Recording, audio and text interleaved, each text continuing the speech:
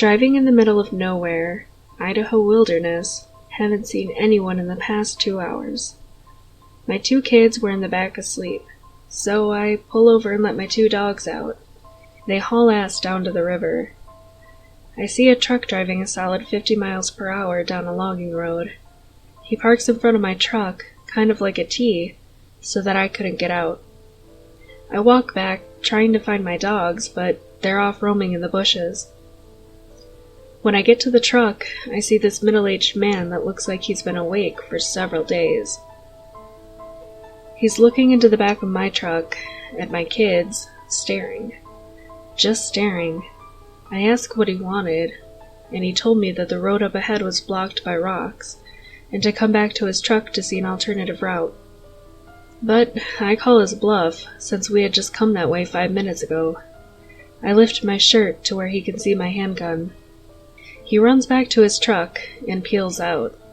Just then, my 2 dogs came back.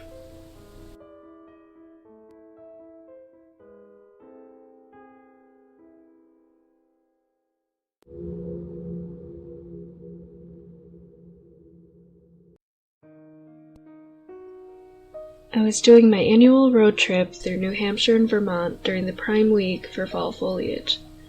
This trip, I invited my dad with me in order to help him get out of the house and to try to help with his depression. It had rained all day long, but we finally reached a scenic waterfall. As soon as the waterfall was visible, we saw a few other people. As I looked toward the top of the waterfall, I saw that an elderly man had crossed beyond the wooden guardrails and was trying to take a closer picture with his little point-and-shoot camera. At this moment, he slipped and fell in. It was a 3-tiered waterfall, Sabaday Falls, gushing hundreds of gallons of water per second. I instantly screamed, "Dad! Dad! Someone just fell in!" At this moment, the guy's head barely bobbed up from the first tier, and he was facing my direction.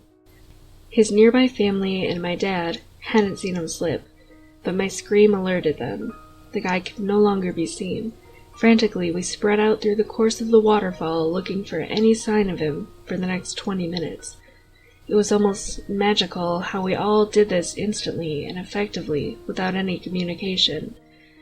Nobody could call the police due to no cell coverage in the area, and later we found out that his family did, in fact, see him as he was being washed down.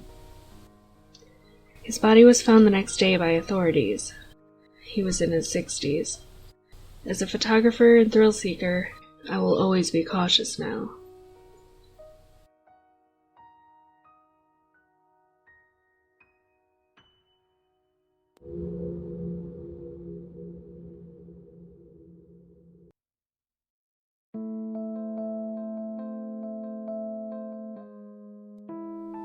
Some friends and I were hanging in the woods, among the local mountain ranges, not super far from town.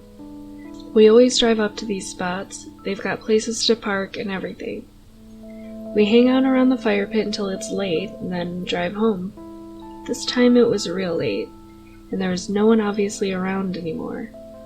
We were sitting around the fire, talking and laughing like usual, except for one of our guys, who kept staring into the dark next to him, saying, "Guys, I think that's a person huddled over there." Naturally, we all look, but we can't see much, and keep telling him that it's just a rock. We go back to our conversations and stories, when he keeps on insisting that, "No, really, that looks like a person over there." We got a little creeped out, so the kid, one of our other friends, and I stand up to go check the rock he'd been staring at. When we're about 9 or 10 feet away, the rock straight up stands up and walks off into the dark. Some dude had been crouched there the whole time. Needless to say, we noped the hell out of there as fast as we could.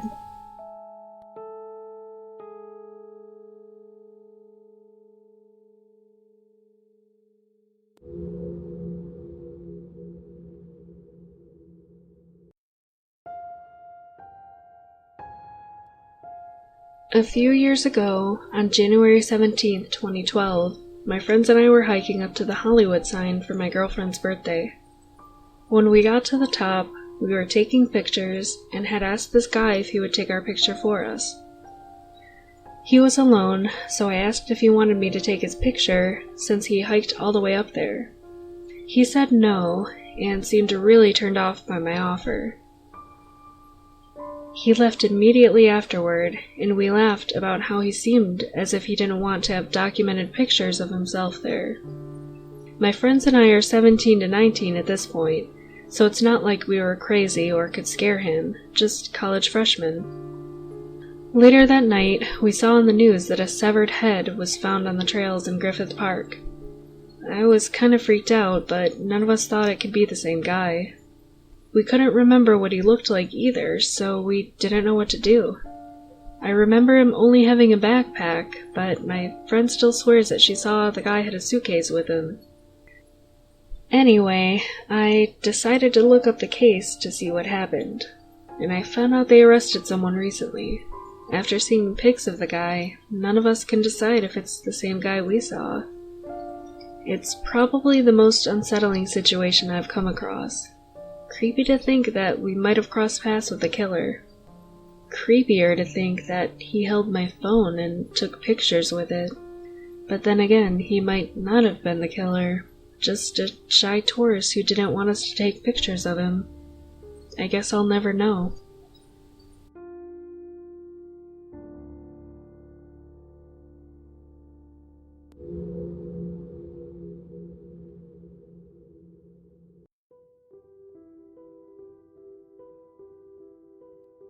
When I was in 8th grade, I went to a school that had a wooded area that separated the school grounds from the neighborhood next to it.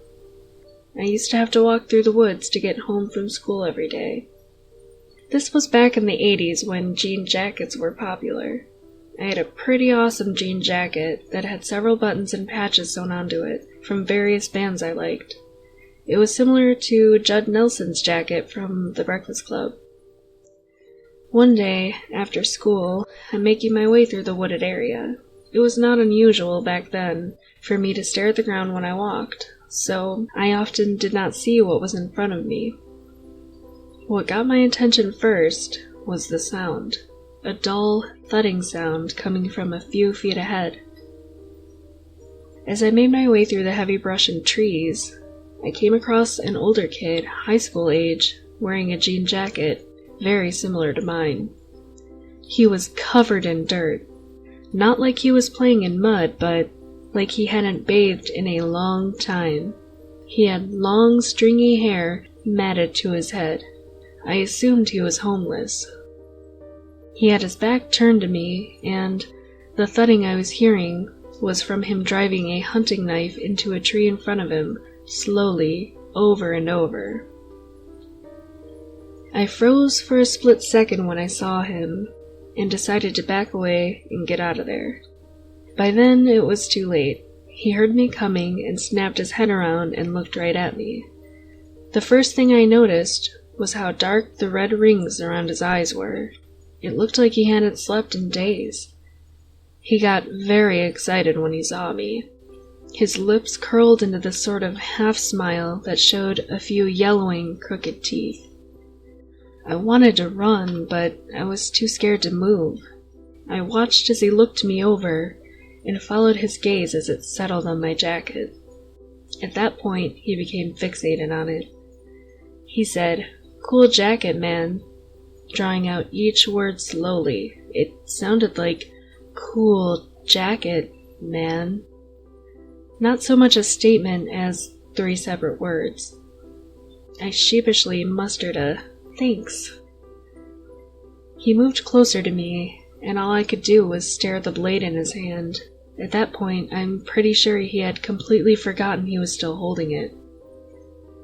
I was frozen in place. When he got close enough to me that I could smell his pungent breath, he walked around me in a wide circle.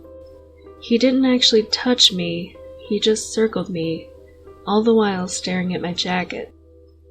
He then stepped back and got a wide grin on his face. I was scared shitless. He then dropped the knife and proceeded to pull off his own jacket, revealing a torn-up and filthy Iron Maiden shirt underneath. I also noticed that he had cross-hatched scars all over his arms and hands. They extended all the way down his fingers to his dirt-blackened fingernails. In that gravely, one-word-at-a-time tone, he said, "Trade me." He then sat on the ground and proceeded to cut a dirty, worn Metallica patch off his own jacket with a knife he had dropped. I was too scared to argue with him, so I just watched as he furiously sliced at the sewn-on patch on his jacket. After a couple of minutes, he wrenched the patch free and held it out to me, expecting me to take it, which I did, reluctantly. He then smiled up at me, still sitting on the ground, knife in hand. "Now, give me your jacket." Once again, I looked at the knife in his hand. I considered running, but he was much bigger than me, and he would easily catch me in a foot race. So instead, I silently removed my jacket, and I handed it to him. He looked it over, and then went for the one patch I really hoped he would skip. It was a Pink Floyd patch that my older brother bought me when we went to the Delicate Sound of Thunder concert the previous year. It was not the first time I had been faced with a situation that made me feel helpless, but nonetheless, it was devastating to watch him shred the patch off the back of my jacket. Having been stabbed before, I did not dare interfere with what he was doing. When he finished cutting off the patch, he dropped the knife again and stood up. I fully expected him to keep my jacket, but he just handed it back to me. He smiled at me again and said, "Thanks, man." He then scooped up his knife and put on his own jacket, and then turned and walked away. I stood there for a long time.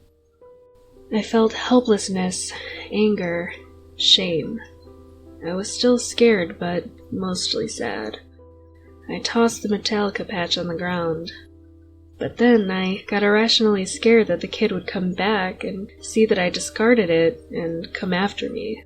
So I picked it back up and stuck it in my pocket. It was a slow, depressing walk home. I never told my mom why I was upset. Until now, I never mentioned to anyone what happened that day. She got mad at me when she found out that I lost the Pink Floyd patch, but I didn't think she would believe me if I told her what had happened to it, so I kept it to myself. I never saw that kid again, but from that day on, I always took the long way home.